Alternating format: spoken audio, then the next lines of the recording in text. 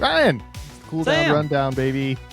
It's pre-Japanese Grand Prix preview, and Sam's already drunk, guys. Yeah, I'm sorry. it's rough. About to be 29 years old, going through all the beer I can. Ancient. Well, there's only one way to start is with another beer to start this podcast off with. So let's crack one open, Paul. Your last beer of your youth. Yeah. Cheers. Cheers.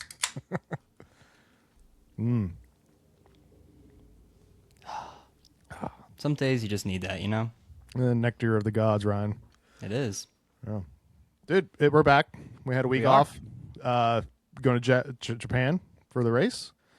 We better save everybody because we got April off after that. So let's really enjoy Japan if we can. It's going to be really depressing, honestly, having to take a whole month off. Or 5 weeks, I think it is. 5 full weeks. So, yeah, I'm going to try to milk every last possible moment of Suzuka this weekend. Yeah. Well, there's been some things that have been happening between Suzuka and China. Some F1 news going on in the world, Ryan. Yeah. I'd like to say we're F1 gods. We said it at our last podcast that Nui should not be the team principal of Aston Martin. That's twice so far this season, Sam. We've called something right before it happens. Stick with it. Stick with it, chat. This is where the real news is delved out here. It might come across as like tinfoil and a little drunk at the time we're talking about it, but god damn it, we are right about it. That's where the truth flows, Ryan. That's where the truth flows. But if you haven't seen it, Adrian Newey has stepped down from his duties as team principal. He is now just in his aero department, like he always should have been, in my opinion. Let me see real quick. I don't know if they have a new team principal announced, a new acting one, because another team principal has stepped down from his role, Ryan. It seems we're already into silly season a little bit. And we're only 2 races in, not even 3 yet. So our guy who we fell in love with from Drive to Survive this season, Sam, Jonathan Wheatley and Audi left effectively like in the past week. There's rumors speculating right now. It's just speculation that he might take over as the team principal for Aston Martin, but nothing has been officially said about that yet. So it's all hearsay right now. Yeah, it is. Looking at ESPN itself is like, there's nothing official, but they're pretty confident in it. And like the fact that Newey stepped down and literally within the hour, it was like announced that Jonathan Wheatley was leaving Audi. These things, these two things are connected for sure. If I had a nickel for every time, dude. And I feel bad as a fan because that was probably the only reason why I was liking Audi. Same. I really liked Wheatley. Because Sam, now who is now the new team principal for Audi? Please tell me once you're done drinking. The infamous Mattia Binotto, who was the Ferrari team principal back during Leclerc's championship run against Max back in 2022. Pre-Fred Vasseur. Yep. Pre-Fred Vasseur. He's the guy who finger wagged Leclerc after Sainz won the Silverstone Grand Prix. Oh my God, I forgot all about that. Back when Ferrari wasn't doing anything and they fucked over Leclerc, and Leclerc, they was like, you cannot be mad, and he finger wagged at him. That's just Ferrari bread and butter right there, just fucking over Leclerc. What's funny is that Aston Martin drops Adrian Newey, who was like a aerodynamic genius kind of a thing, as the team principal. Because we've discussed it's probably not a good thing just because you're good in one department doesn't mean you're good as a boss. Yeah. And then Audi hires Mattia Binotto, who was the head of the engine department at Audi, and he was the head of the engine department at Ferrari before he was promoted as team principal. Stay in your lane, people. Stay in your lane. Do what's good. I mean, it's weird. It's just weird to see Binotto back on the top step for a new team. Like, he's gonna be back in the interviews. He's gonna be forward, front facing for the team. But what do you think about seeing your old colleague back, Ryan? I mean, glad he's not on Ferrari's team. That's all I can really say. It makes me sad for Audi because I was really liking that team under the helm of Jonathan Wheatley, and now I feel like the whole reason why I was kind of like wanting to pay attention to them is already gone 2 races into the season. So that is depressing. If Wheatley takes Martin's team principal spot, I'm very curious to see how that will go because Wheatley does not seem like the type of guy that is going to jive well in With that our type culture. of organization. Yeah, exactly. Especially when Yeah. you have Lawrence Stroll there ruling with an iron fist behind your back and scrutinizing every decision you make. I just don't think. I don't know. I'm very curious to see if that actually does pan out that way. It's weird too to make that decision to go from Audi, who's having like some mechanical problems, to going to Aston Martin that has all the mechanical problems.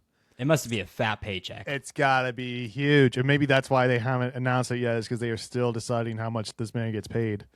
Um, it's gonna be a long term. It's got to be a long term contract, man. Because like, Yeah. why you Why leave Audi? why leave Audi? Like, you get to actually design that team like through and through. Like you're building it up on your shoulders. Nobody else can take that away from you, kind of a thing. To go to Aston Martin, who's on this huge back step, basically they're asking them to clean up their act. So it's going to be a long term project for him. I feel like maybe in 5 years this is going to be like, oh, imagine where we'd be at now, because we won't see these the changes he makes until a couple years from now when they were actually coming to fruition. Yeah. But it seems like as a career decision, it seems like a weird sidestep. It's like a sidestep down a little bit. Unless Wheatley and the people that are actually in the paddock know something about Aston Martin that we don't know yet, true. and maybe once Newey gets that car figured out, and Fernando isn't losing feeling in his hands while he's driving the damn car, maybe it'll actually be a little bit of a rocket ship. Who knows? Maybe all the spending will actually finally pay off for them. Maybe Wheatley does see that. One thing to keep note for this story that's developing, he hasn't been confirmed yet for the team leader. I'm really surprised that there isn't like a gardening leave from Audi. The fact that you can just jump ship like within one race, kind of a thing. Usually that they was have crazy. like a non-compete clause for X amount of months. Like Adrian Newey had to be worked on like other Red Bull projects for a year before you could go into a different Formula One team. And that's just to kind of like avoid the whole like, hey, this is what these guys are doing. I'll show you what they're doing, because he was the top guy. Maybe that's what's happening right now. It could be, honestly. But maybe it's only like a month, or It could even be just a few weeks. Because let's be honest, Audi is technically a new team, Yes. but like beforehand it was Sauber, who was not the greatest team to begin with. So they probably didn't have a long non-compete clause to begin with, like a title contender like Red Bull. So it could just be a couple weeks. I think you're right on the money, dude. I think that's kind of what that might be another aspect of why we haven't heard confirmation just yet. But yeah, I think you're right on the money. Right on the money. Hell But yeah. that's big news. Big news. What else is happening in the Formula One world, Ryan? Well, it's not per se Formula One specific, but there was another Formula One driver making some headlines this past weekend, Sam. You're actually wearing his hat right now. Tell me what happened with Max Verstappen this weekend. It seemed like it was going good for a little bit. Well, my racing goat don't sleep, Ryan. He lives, breathes racing. Everybody else is taking some time off between China and Japan. Fernando Alonso is about to have his first child here on a day or two, but not Congratulations, Max. Dad. Congratulations, Daddy. Max, though, is having his first child again of racing. He did the GTR 3 racing in the Nürburgring. It was in preparation for the 24-hour. They're doing like a 4-hour stint race. Him and his two teammates were racing. Him and 3 other teammates were racing in the series. Well, they won ish. They finished 60 seconds ahead of the winner. And the reason why I say that is because they won and then they got disqualified for using too many tires. They pulled a McLaren and a Ferrari from last season. Did, yeah. There's some scenes, I don't know if you saw any footage, like some of the passes he was doing was pretty cool. Oh, they were really nice. He was Yeah. cooking. I mean, I can't discredit the man. The dude is a racer through and through. Mm-hmm. I think it's going to be like a big, like, oh man, if he's not enjoying the Formula One cars and he gets into that Mercedes, GT car, and he's like, this is what racing is on a hard track like Nürburgring, like, and then he gets hit with like the Red Bull curse even more because he's disqualified. So he doesn't finish the race in China, and then he's disqualified there in Germany. So like the curse is still with him this year a little bit, but I think just the fact that you crossed the line first went a long way. By For Max's over 60 mentality. seconds, which is crazy. Yeah, I'm curious to see what he does in the 24-hour race. Him and his team. That'll be in mid-May. So keep an eye Yeah, on we'll have to watch that and see how that pans out. Okay. I will say it is so funny to me, Sam.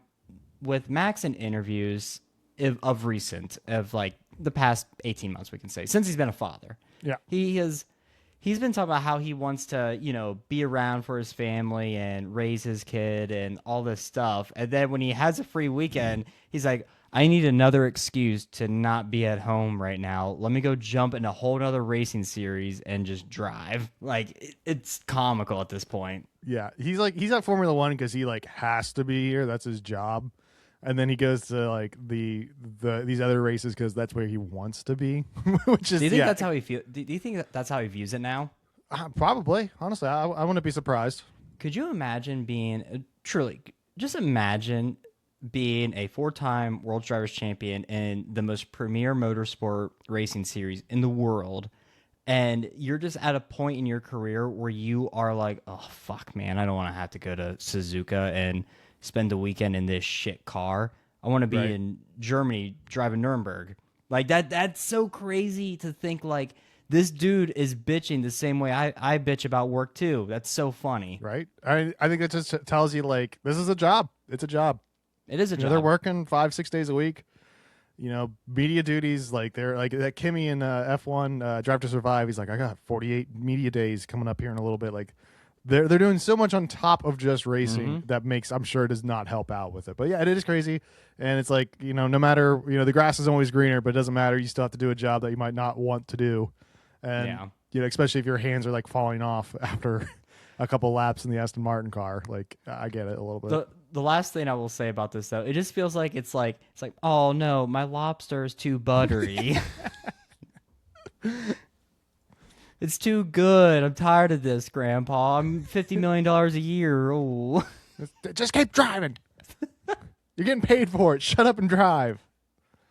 But Ryan, that leads us into Japan itself. A couple things to look forward to. What are you looking forward to this race? And there's some, what are you looking forward to in Japan?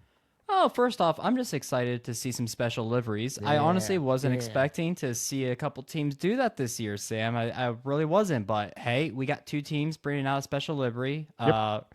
The Racing Bulls, they brought out a beautiful, beautiful livery. We'll definitely show it on screen.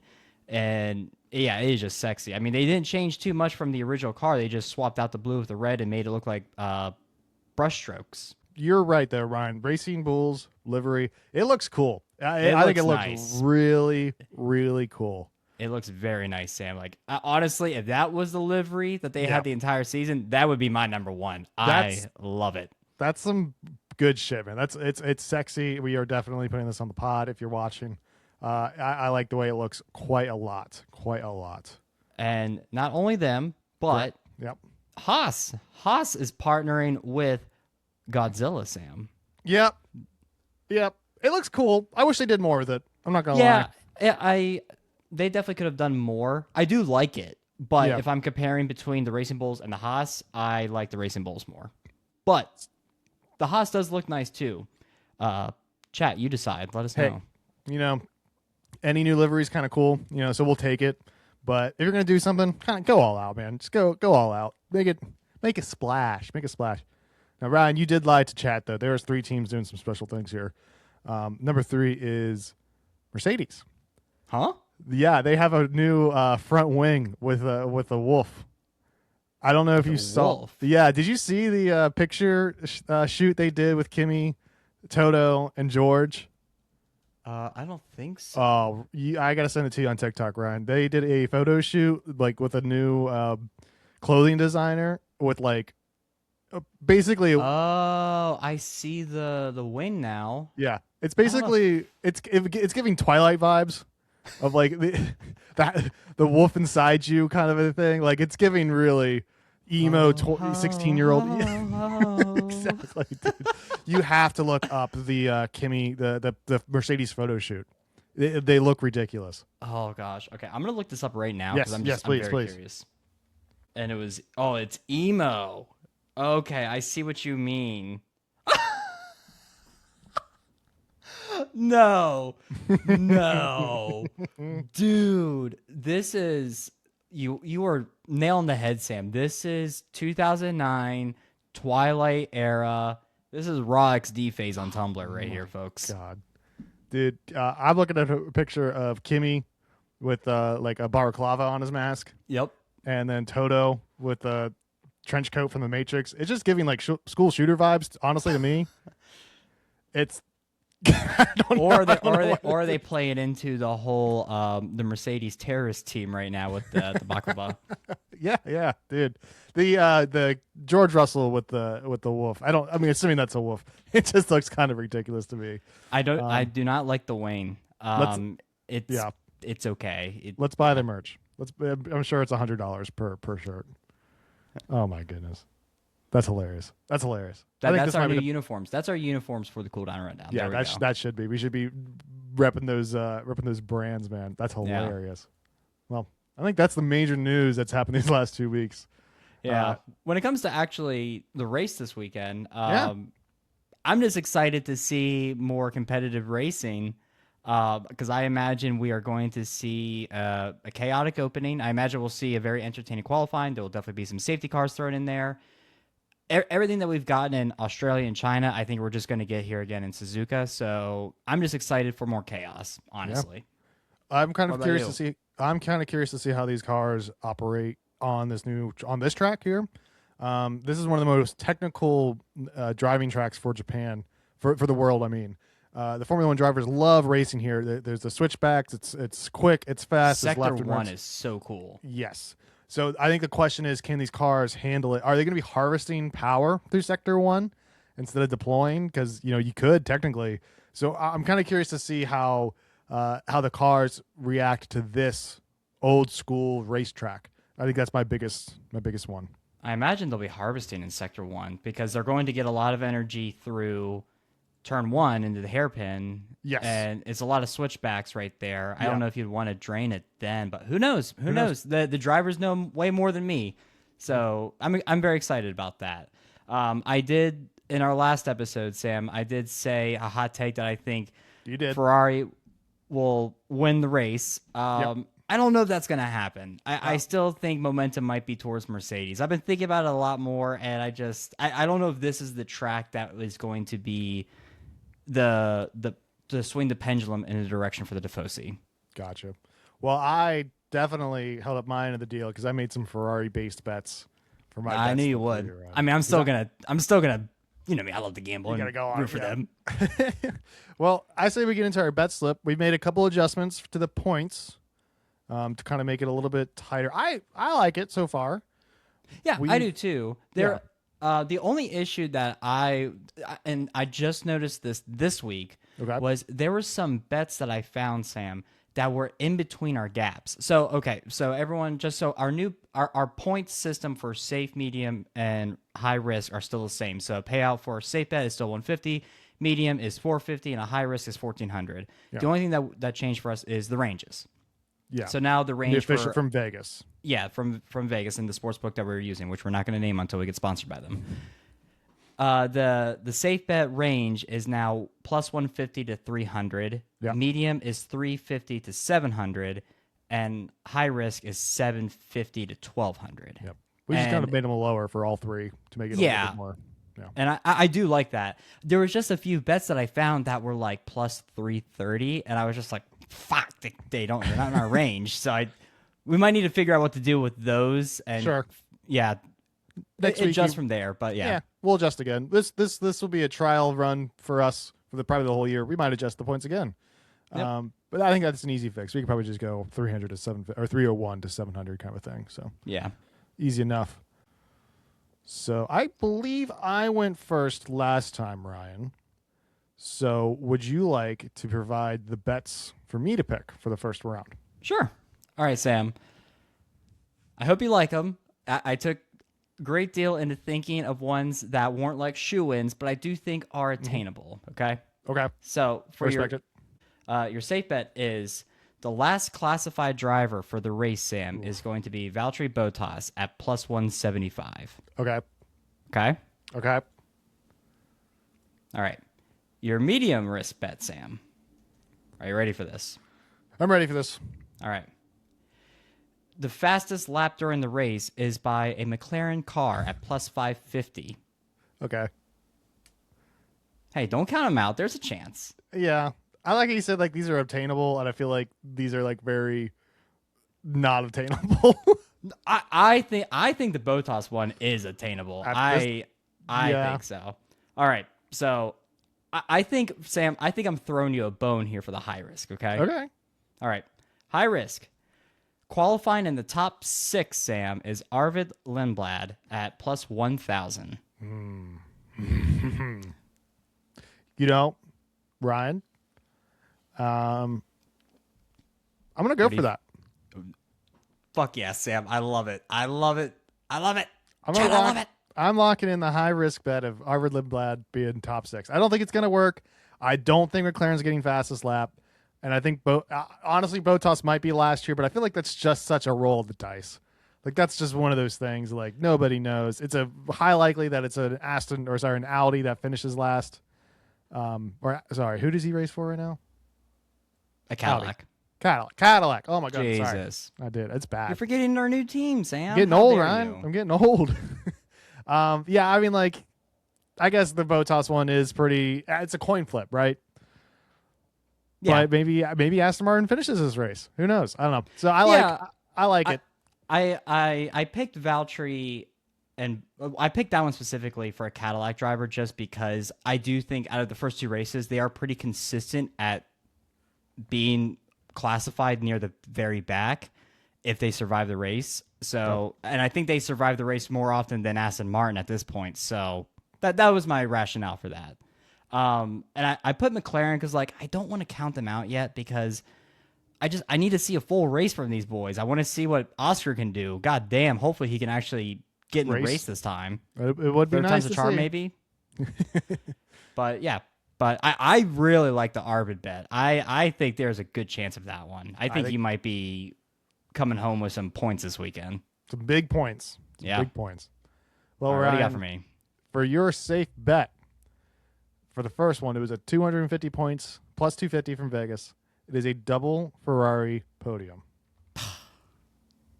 It's not happening. That's not happening.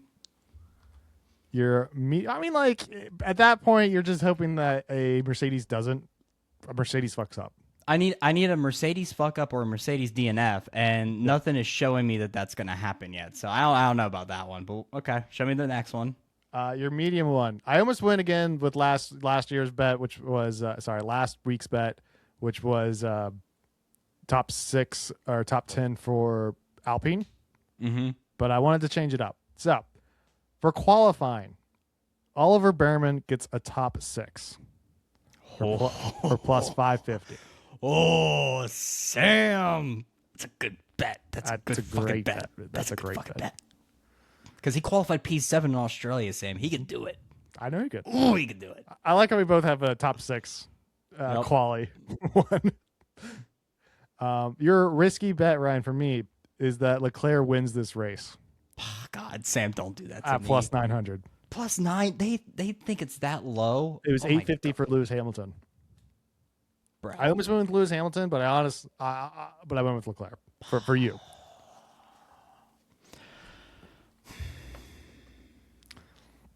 What's it gonna be? It's not the safe bet. It's not the safe bet. I do not think a double podium happens. Fuck you, Sam. We're gonna go medium bet, Sam. I think Oliver has a strong chance. I really do. You and me are gonna be locked in for qualifying, man. Dude, qualifying is gonna be so fucking stressful now because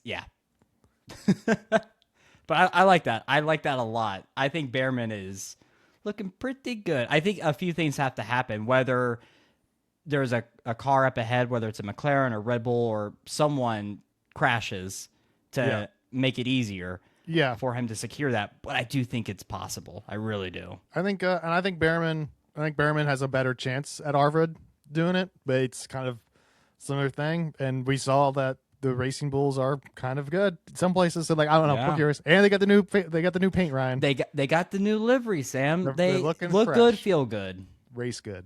Yep. Racing Look Bull good, way. feel good, drive good, win good.